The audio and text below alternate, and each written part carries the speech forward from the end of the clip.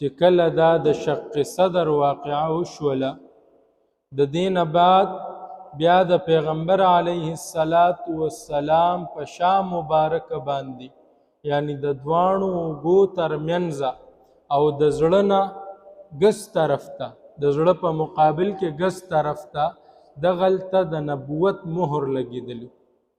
د دې نبوت مهر هغه حالت څنګه و؟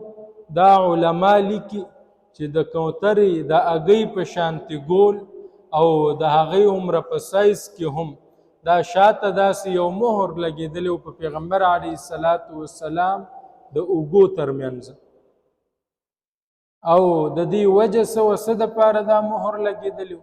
څنګه چې په دنیا کې دستور او رواج دی چې څومره یو قیمتي شیز وي، څومره جواهرات وي او یو قیمتي شیز په لفافه کې بند وي، نو د هغې خوله سیلکۍ په هغې باندې مهر لګولی کېږي.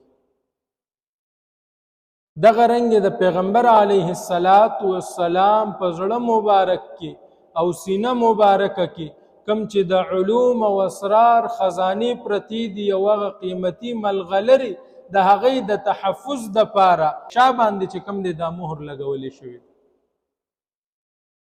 لکه د شق صدر په واقعه کې د پیغمبر علیه السلام زړه مبارک ووینځلی شو، د دنیا د معصیت نه، د دنیا د لهو لعب نه دا زړه ووینځلی شو او بیا په خپله سینه کې فټ کړلی شو.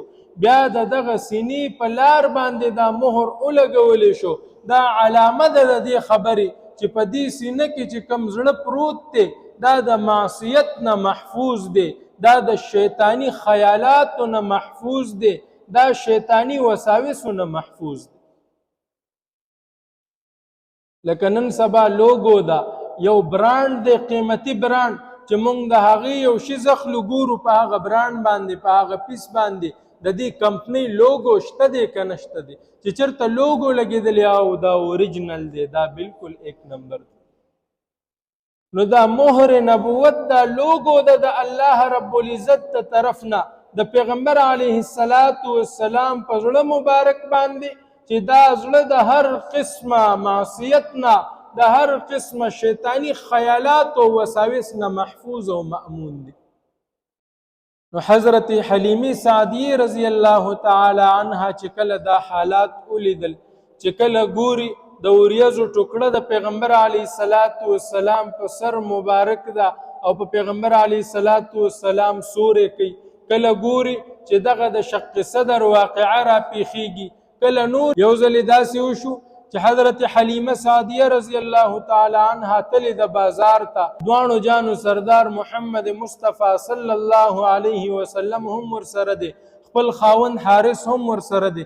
په هغه بازار کې یو یهودي سړی دی چې رالی تپوس کوي، وایي د دې ماشوم مور څوک ده؟ او ډېر داسې هیبتناک انداز کې تپوس وکړو. حضرت حلیمې ورته وفرمیل چې زه یې مور یم. وایي پلار یې څوک دی؟ وایي دا خوا کې چې کوم سړی ولاړ دی دا یې پلار دی. وایي د ده څه نوم دی؟ د ده نوم محمد دی. او ستا څه نوم دی؟ وایي زما نوم حلیمه ده. وایي د پلار یې څه نوم دی؟ وایي د پلار نوم یې حارث دی. که چېرته دا محمد د ده د پلار نوم عبدالله وی او پلار یې مړ وی، نو په ده کې د نبوت ټولې نښې راجمع شوي، دا به ما په دې ځای کې قتل کړی وي. ولې خو یهودیانو هغوی تمه خو دا وه چې آخري نبي به چې کوم دی په بنو اسرائیلو کې راځي، هغه به بنو اسماعیل کې نه راځي. آخري نبي چې کوم دی دا به د یهودو په خاندان کې راځي او دا د الله رب العزت چې کوم دی خوښه وه هغه نبي په بنو اسماعیلو کې مبعوث کو او په عربو کې پیغمبر علیه السلام پیدایش او بعثت وکړو.